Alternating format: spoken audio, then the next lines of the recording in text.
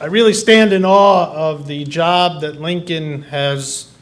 undertaken and the extraordinary progress that the Turkish-American community has made in terms of becoming a political force in America. And it is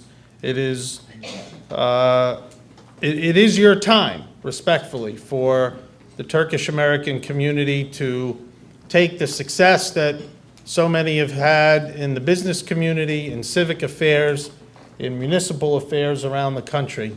and now turn that into a national political force, an American political force. I have devoted myself over many years to strengthening the U.S.-Turkish relationship, and in that context have, I hope, played a positive role in helping to combat the PKK terrorism and move the Bush administration towards a more responsible position of engaging with the Turkish military officials in appropriately responding and ferreting out the terrorism threat from the PKK. I've worked diligently to encourage Turkey's entry into the European Union and have also, as Lincoln said, worked to both acknowledge and honor this extraordinary alliance between the United States and Turkey, where Turkish and American soldiers have fought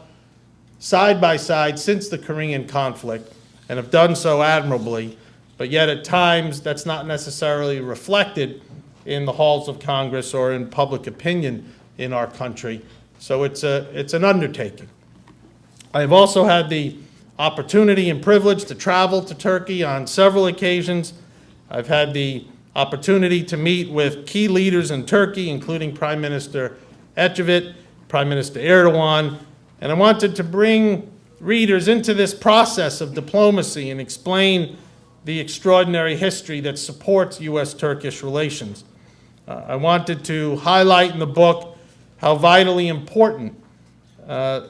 long-time partnerships and allies such as Turkey is to the United States, and that we should never take those relationships for granted.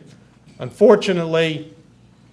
I think at times during the last 8 years, this administration's policies have in fact damaged American-Turkish relations, and I wrote about that in the book quite a bit. I think this administration, unfortunately, has showed too little sensitivity toward the concerns, the political concerns, the economic concerns in Turkey, and too often has acted in a unilateral fashion, in an arrogant fashion that has not in any way served American interests.